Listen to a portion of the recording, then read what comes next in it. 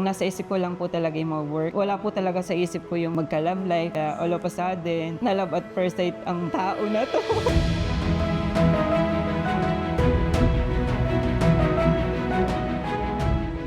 Habang naglalakad-lakad ako, natuklasan ko tong Transcom.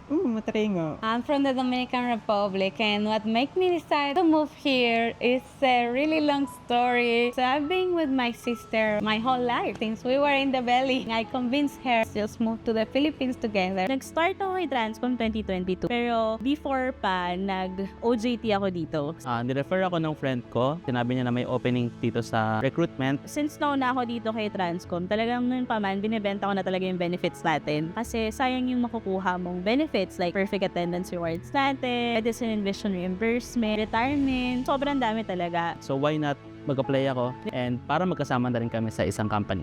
I was actually searching for a job that would allow me to stay here in the Philippines and sponsor our visa. I asked if they are looking for more people, and I recommended her too. They said yes, that two sisters can work here even though they are twins. I'm like, okay, green flag. Nung nag-start ako dito, syempre kinakabahan kasi first work ko to eh. So, busy ako yung nagko-calls, tapos napalingon ako. Tapos pagtingin ko, ang pogi na ng tangkad.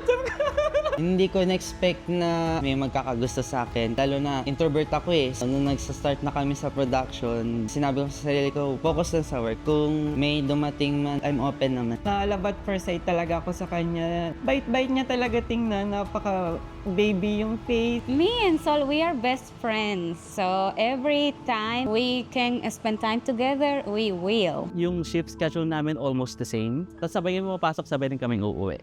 Tuwing uwian po, iniintay ko siya, nagde-date po kami sa labas. Yung nag-language ko po kasi quality time. Kahit late man ako makauwi, magkita lang kami. Gagawa ko ng paraan kasi syempre, gusto ko siya makita, makasama. Gustong-gusto ko talaga pag siya yung nagluluto. Hindi talaga ako marunong magluto at all. Naka-help yung sinasabi niya na, ang sarap naman ang luto mo. Appreciative siya. So parang doon nabuboost yung confidence ko na mag-try pa ng new dishes. Last Valentine's Day, we went to a restaurant. We had nice food and wine. It's not only about romantic love. At least in my country, we call it Dia del Amor y la Amistad, which is the day of love and friendship.